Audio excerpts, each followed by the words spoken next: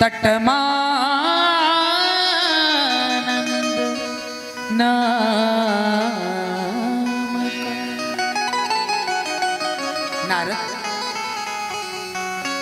हम कथा सुनाएंगे और गंगा द्वार पर आनंद तट पर बैठ करके हम तुम्हें भागवत वो कथा श्रवण कराएंगे। और वो जगह कौन सी? गंगा द्वार किसे कहते हैं? हरिद्वार। जितने राम भक्त कृष्ण से विष्णु उपासक हैं वो उसे कहते हैं हरिद्वार, और जितने शंकर उपासक हैं सब उसे कहते हैं हरद्वार। कोई हरि का द्वार, क्योंकि दोनों के द्वार वहीं से निकले। अगर केदारनाथ जाना है तो वहीं से रास्ता है, अगर बद्रीनाथ जाना है तो वहीं से रास्ता है। हरि का द्वार भी वहीं से है और हर का द्वार भी वहीं से है। पर यहाँ सनत कुमारों ने ना हरिद्वार कहा ना हरद्वार कहा, उन्होंने गंगा द्वार कहा। ये क्या है? गंगा द्वार समीपे तू, और हरि का द्वार नहीं, गंगा द्वार। आनंद तट पर ये कथा होगी। कथा की तैयारी हुई, सारे सन्यासी वैरागी गृहस्थी चारों वर्ण को बुलाया, क्योंकि नारद बाबा जो है ना ये देवताओं के प्रचार मंत्री हैं। एडवर्टाइजमेंट होता है ना, उसका कार्य किसको करना है? बोले इसका कार्य करेंगे नारद जी। प्रचार करने का कार्य करना है नारद जी को। और नारद जी जैसे प्रचारक तो क्या कहना, सबको प्रचार करा। नदी द्वार, नदियां, पहाड़, पर्वत सब आ गए, इतने जोरों का सब बैठ गए आकर, और सब प्रतीक्षा में। नारद जी से कहा कि भैया कथा तो सुनने सब आएंगे, पर हमारी एक शर्त है, कथा तो हम सुनाएंगे पर एक शर्त है कि कथा उसी को सुनाएंगे जिसने गुरु मंत्र लिया हो कान में, गुरु दीक्षा ली, जो कि बिना गुरु के निगुरा होता। और शास्त्र कहता है कि जिसके गुरु ना हो उसका सुबह उठ करके मुख दर्शन भी नहीं करना चाहिए। बिना गुरु के दान पुण्य यज्ञ जप तप जो भी करते हैं वो कभी भगवान के रजिस्टर में नोट नहीं होता है। इसलिए गुरु दीक्षा जिसने ली हो उसी को कथा सुनाएंगे। नारद जी बोले ऐसे तो बहुत श्रोता वापिस हो जाएंगे, अब क्या करें?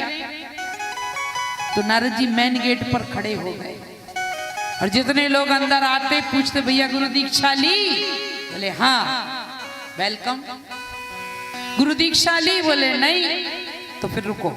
वहीं नारियल कपड़ा लेकर खड़े हो गए और बस कान में कपड़ा डालते, गुरु मंत्र दीक्षा देते और प्रवेश कराते जाते। पूरा पंडाल खचाखच।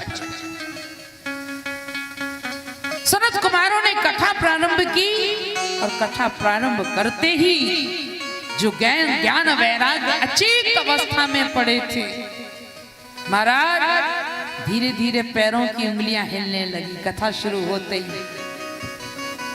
धीरे धीरे हाथों की उंगलियां भी हिलने लगी, और कथा बढ़ी, आंखें डबडबाने लगी, और कथा बढ़ी, शरीर में चैतन्यता आ गई, और कथा बढ़ी, दोनों ने करवट ले लिया, और कथा बढ़ी, दोनों उठकर बैठ गए, और कथा बढ़ी तो खड़े हो गए, और कथा का क्रम बढ़ा तो केवल खड़े नहीं हुए बल्कि बीच पंडाल में खड़े होकर के नृत्य करने लगे। श्रीमद् भागवत कथा के प्रताप से ज्ञान वैराग्य चैतन्य हो गए। आश्चर्य की बात है। अरे भागवत कथा की महिमा को क्या कहा जाए। ये ज्ञान वैराग्य में चेतनता ही नहीं लगी, ये कथा जीवों का उद्धार ही नहीं करती है, ये कथा मनुष्यों का ही उद्धार नहीं करती है, ये कथा तो भैया प्रेतों का भी उद्धार कर देती है। बोलिए भागवत भगवान की जय। अच्छा ऐसा भी होता? बोले हाँ। तुंगभद्रा तटे पूर्वम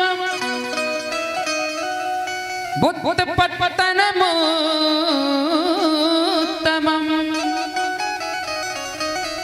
यत् वर्णा स्वधर्मेण सत सत्कर्म तत्परा। तुंगभद्रा नदी के तट पर एक ब्राह्मण रहते थे जिनका नाम था आत्मदेव। उनके घर में कोई संतान नहीं थी। उनकी पत्नी का नाम था धुंधली। बहुत लड़ंकू थी, झगड़ालू थी।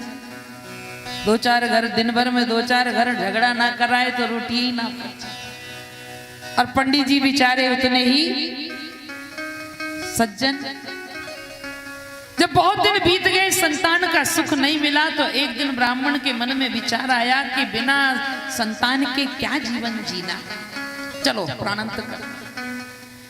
घनघोर जंगल में पहुंच गए, वृक्ष के नीचे बैठकर रो रहे थे। इतने में वहां से एक महात्मा गुजरे।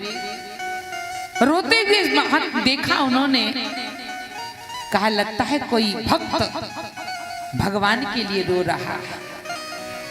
और पास में जब पहुंचे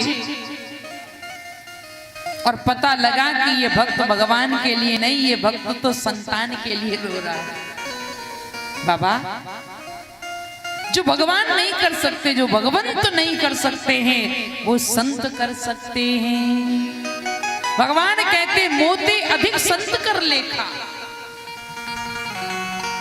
जो भक्त भगवान ना कर पाए वो भक्त करते हैं, क्योंकि भगवान से बढ़कर दुनिया में अगर कोई है,